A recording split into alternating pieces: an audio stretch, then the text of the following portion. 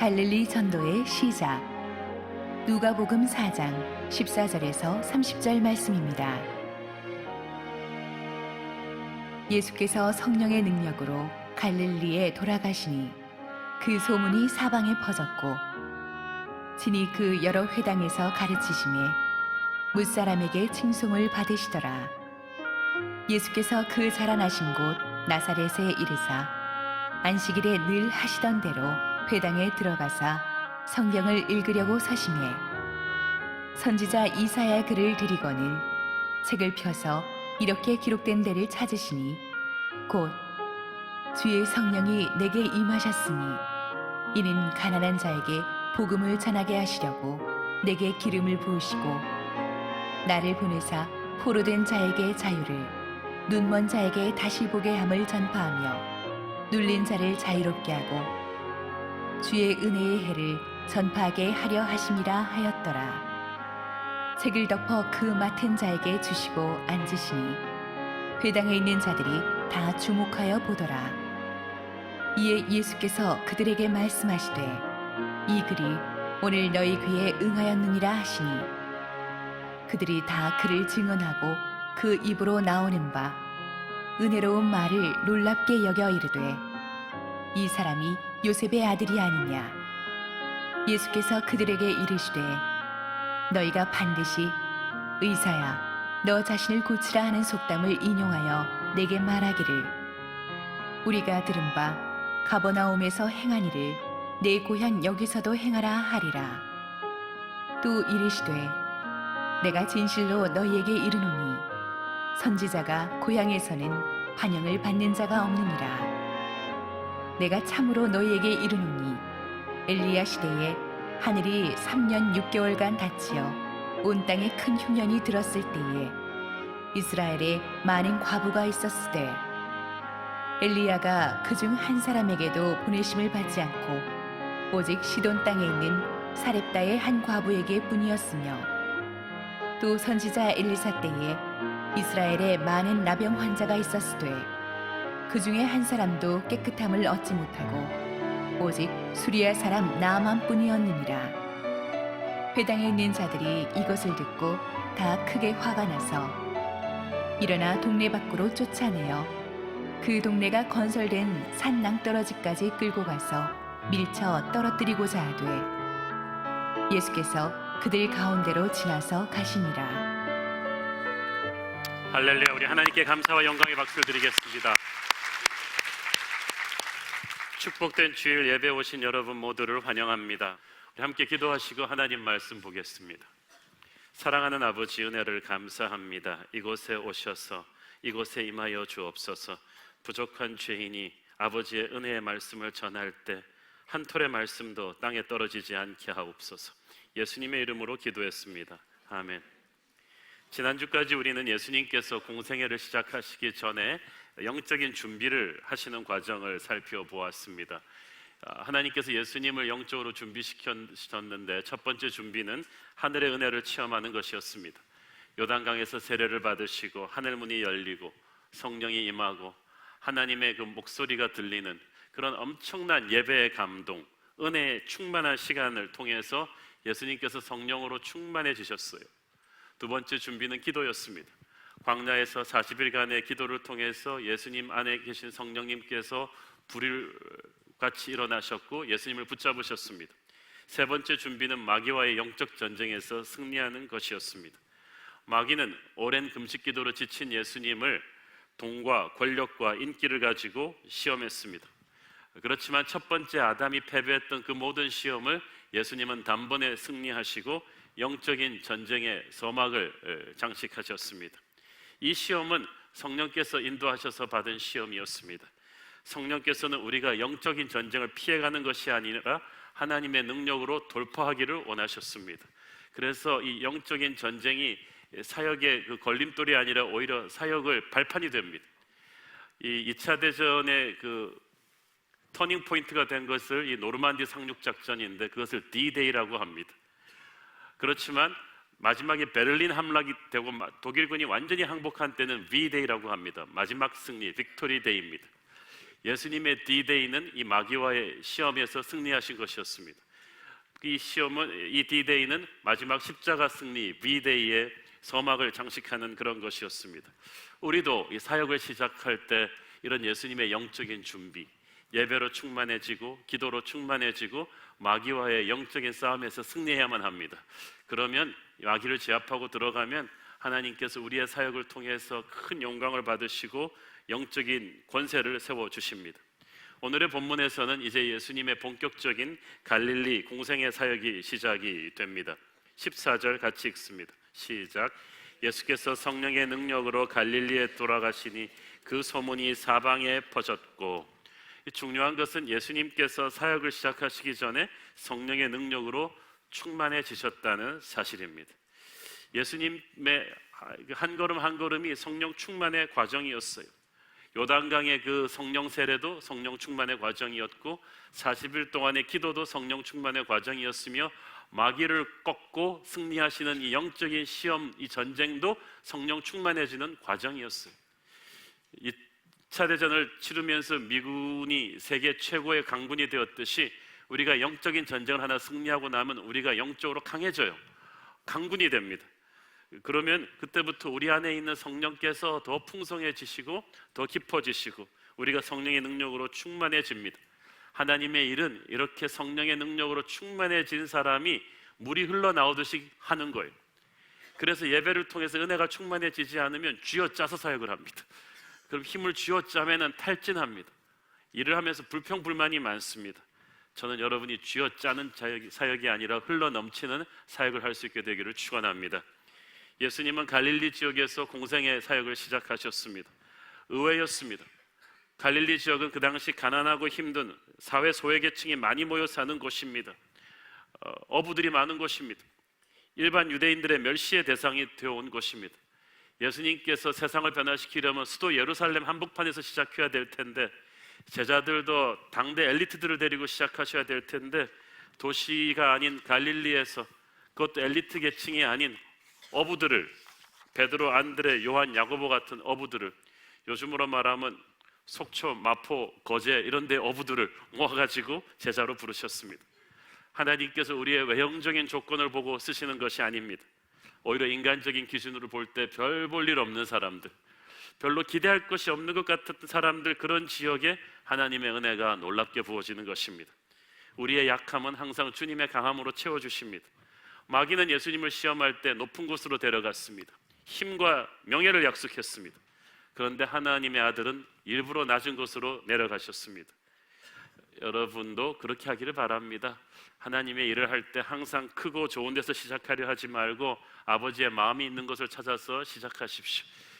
보니까 안내도 보면 이렇게 목 좋은데 성도들 많이 들어오는 햇볕 뜨는 곳에 쓰려하는 분들이 많고 저쪽 엘리베이터 앞에는 안 쓰려하는 분들이 많은데 2, 3부 예배 사람 들끓는 편한 시간에는 지원자들이 많고 새벽같이 나오는 1부 예배 안 서시는 분들도 많은데 제가 보니까 우리 1부 예배 전에 아무도 안 보는데 그냥 그 의자를 내놓고 청소하고 계시는 우리 연세 있으신 집사님 부부 볼 때마다 얼마나 귀한지 모르겠어요.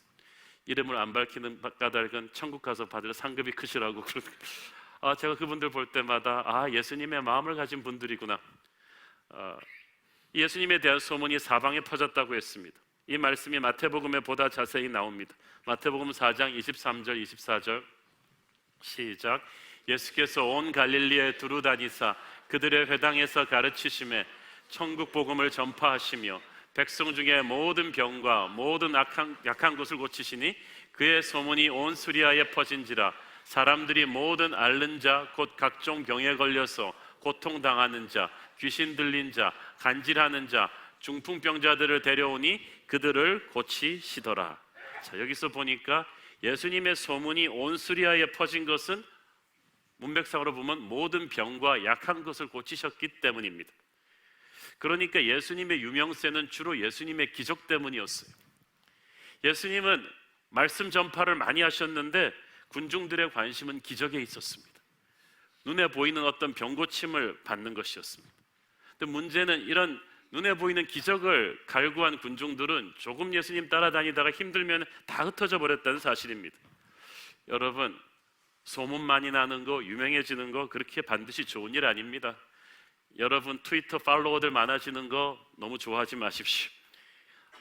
소문 듣고 온 사람들은 예수님의 기적만을 보았지 기적의 예수님을 붙잡지 않았어요.